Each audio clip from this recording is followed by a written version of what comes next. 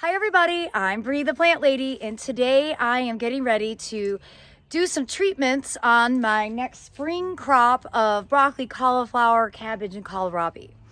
Now, we sowed these a few weeks ago. Obviously, everything is germinated, and this is the time that we absolutely have to get things fertilized and treated with BT to eliminate the cabbage worms from absolutely decimating the crops. Now, we're also going to go ahead and do some transplanting, even though these seedlings are really small.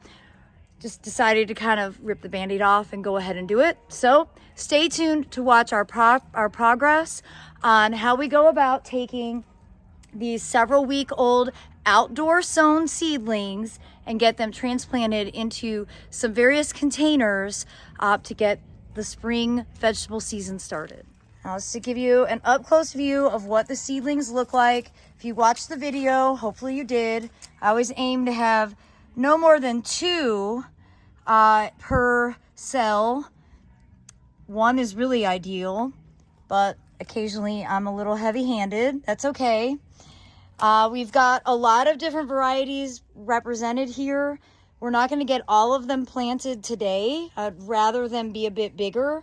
But we're going to take a few of each and go ahead and get them planted into literally the other side of the greenhouse, out into the pots and out into the big 100-gallon root pouches. Now, before we do that, we are going to go ahead and fertilize everything in with this organic fish fertilizer. So we're just going to put this into a watering can and give everything a boost of nutrients. None of these have had any fertilizer yet. And then we're going to treat everything with BT. This is to eliminate the cabbage worms. We've got liquid and powder BT, which I recommend both. And to show you why you need to do this, you see here, this little seedling has already been munched down by the cabbage worms. You see this damage on the leaves. That indicates that they are active. You see the holes here. They are active. So we need to go ahead and treat these immediately. Otherwise, we'll lose the entire crop overnight. Right. You can tell when you use fish fertilizer because it smells terrible, but it was very effective. So I'm just pouring some in.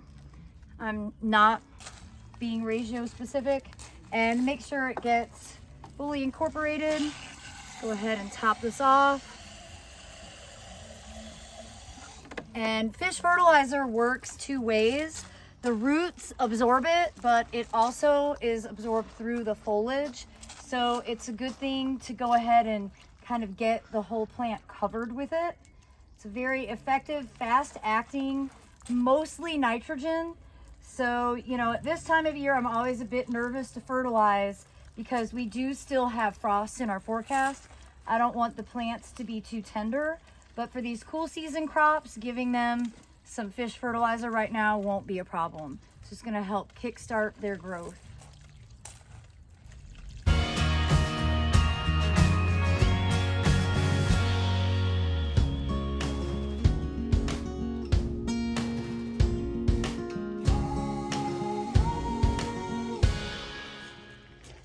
Well, you'll see I went ahead and cut a bunch of cabbages out.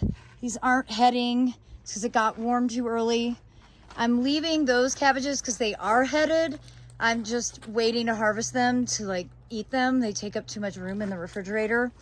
I also had to cut out a lot of cauliflowers because the cold weather had kind of done a number on them, and well, you can see they rotted out through the middle, but that's fine. We have a couple left to be able to harvest, and then we've got it replanted with new seedlings. But that brings us to the stage of putting out BT. So we're going to do a little of both because why not? The cabbage loopers are a huge problem. They're moths, the little white butterflies are just starting to float around. And Aiden, we're going to treat everything. We're going to cover everything that's planted out here, and we're going to do everything that's in the greenhouse. Okay.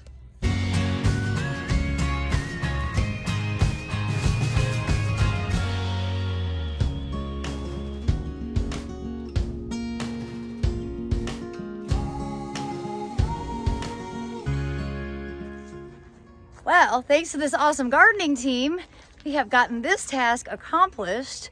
So remember what we did here, we fertilized the new cool season seedlings with fish emulsion. And then Callie sprayed everything with liquid BT.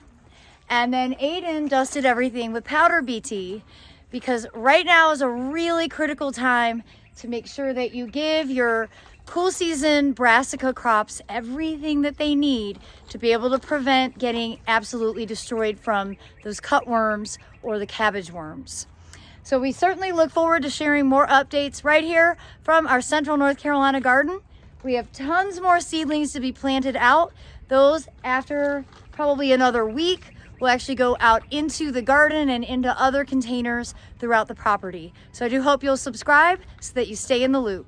As always, thanks so much for watching. Happy gardening, everybody. Way.